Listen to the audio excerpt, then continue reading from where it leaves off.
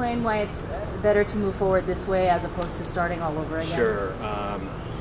There's a whole lot before the UH Mānoa campus right now, and I laid some of that out in the statement. We've been working on a new budget model. There are some organizational changes that are required. We absolutely need to turn around the declining enrollment.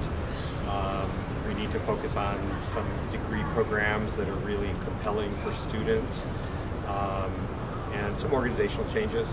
And I believe, and many of the people around the campus, both faculty, deans, and leadership, just believe we have to get on with creating a great future for the campus.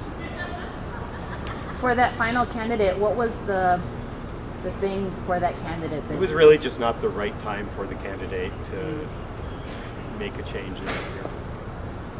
You'd have to do 2 jobs now. At least. How do you do that? What's the plan?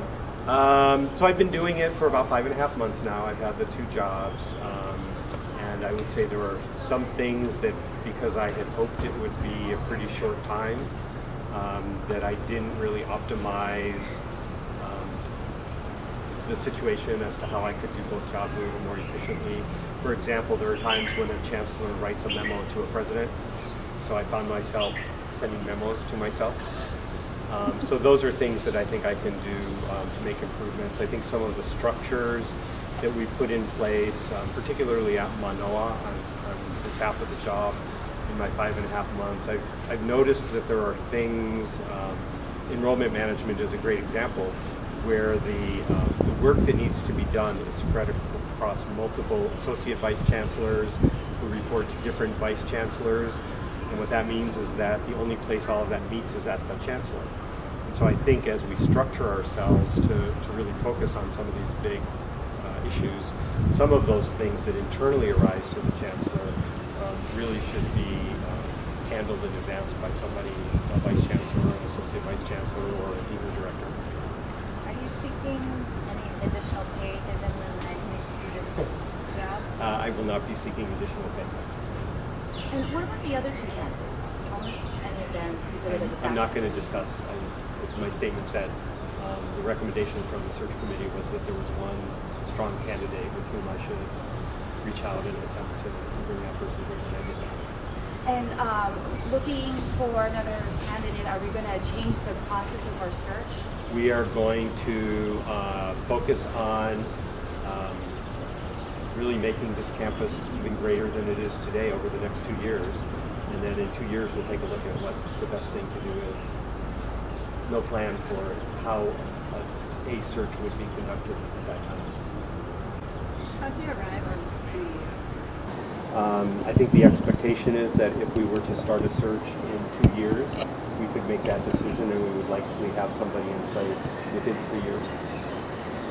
Back to my question, could the search have been improved at all? Could it have been better?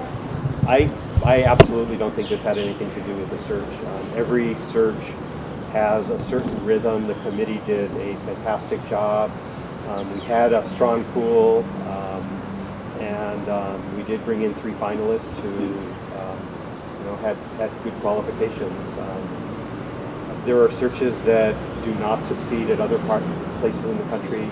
I was just reading the higher education press, and at another university they just went through their 2nd search that did not conclude in an outcome. So it's not unheard of.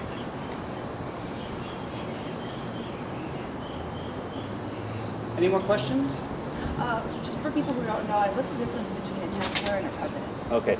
In the University of Hawaii, the president is the head of the entire system of statewide public higher education, and that's all 10 campuses spread across our islands.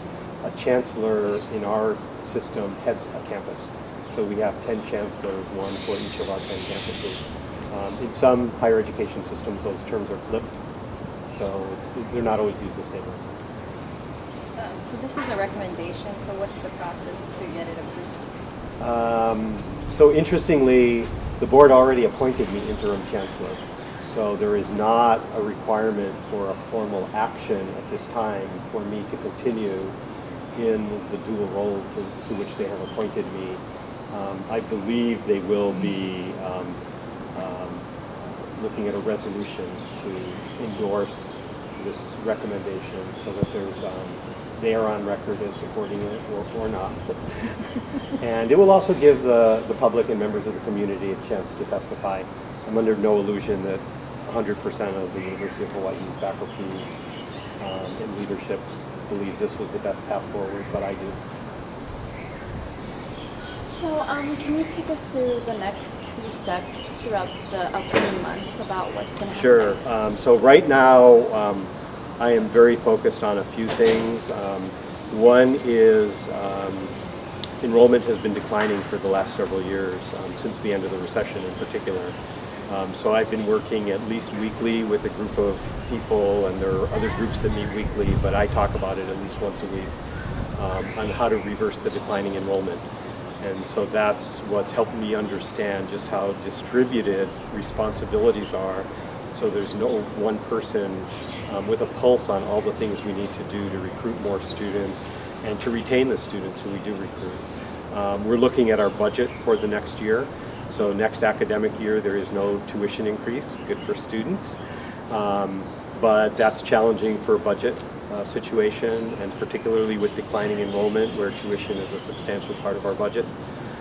So we're looking very carefully at next year's budget, and then looking at organizational improvements we can make, both to help us function more effectively, to really focus on our mission, and in some cases to improve efficiencies.